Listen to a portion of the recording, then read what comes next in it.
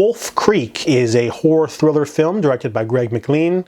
I haven't seen any of this director stuff except for Rogue. Rogue is a pretty mean little fun creature feature. And this one is a lot older. It's from 2005, but it's going to be described as an Aussie Texas Chainsaw Massacre. And my friend really likes this film, so I want to check it out. Couldn't find it anywhere. It's not on any streaming service. I found this at a used bookstore for like $3, so that's cool. Physical media rules. This follows three tourists, one Australian, two British, and they buy a beater car and they're driving through the outback when their car breaks down, and they meet Mick Taylor, a very nice Aussie yokel who lives on the land. This movie's really slow to start. They don't actually meet Mick for a whole 45 minutes. And they're basically setting up the tension and the setting, the atmosphere. They finally meet Mick in the 45-minute mark where he helps them with their car, where they find out he doesn't have the best of intentions for them. And Mick starts putting them through hell. We find out what his deal is. He basically goes after tourists and blames them for coming there without, wanting to explore the actual culture. They just want to show up. He doesn't like yuppie culture. He has a lot of disdain for tourists and foreigners. And there's a lot of creepy implied stuff too. Like there's implied that he also has taken out a family and a young girl. So this movie is a really lean, horror, vicious little thriller. There's lots of thrilling moments. It's a cast of nobodies really, but it does a lot with very little.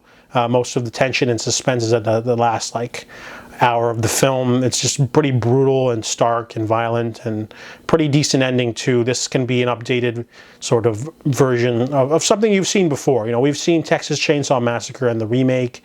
We've seen, actually I think this one came out 2 years after the remake of Texas Chainsaw, so the early 2000s were ripe for sort of horror remakes that were really grim and gross, like House of Wax and Friday the 13th, and this one is an original that came out around that time, and it didn't make as much of a splash, I don't think. They made a sequel, which I'll review soon, but essentially Wolf Creek, it's pretty good. So low budget, mean horror film, does what it set out to do. I give it a 6 out of 10. Wolf Creek 2 is the sequel to Wolf Creek. Same director, same actor for the main villain, so those things make it legit.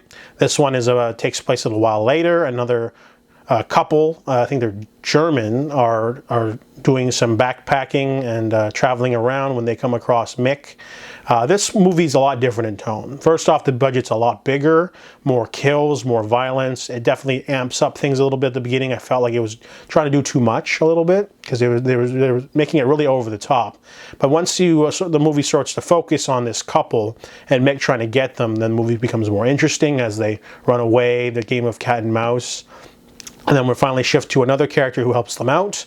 And the movie does slow down to a really fantastic climax. There's a really great tense moment at the end. I think that the ending of the movie and the sort of maze of terrors really brings up and classes up the movie a lot. Because the first movie is mostly just sort of stalling until we get to the sort of bare bones thrill of being hunted.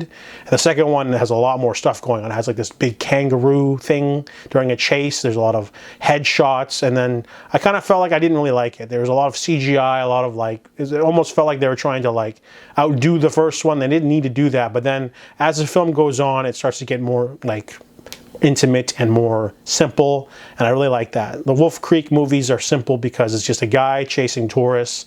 Maybe he traps them, he tortures them, does things to them. You don't need to have a SWAT team coming in after him or whatever. This movie has a lot of tense moments. I really liked it a little bit more than the first film, to be honest. It definitely has more going on. There isn't a large chunk of stalling at the beginning of the film. Wolf Creek 2 is a large improvement of the first film, and I give it a 7 out of 10.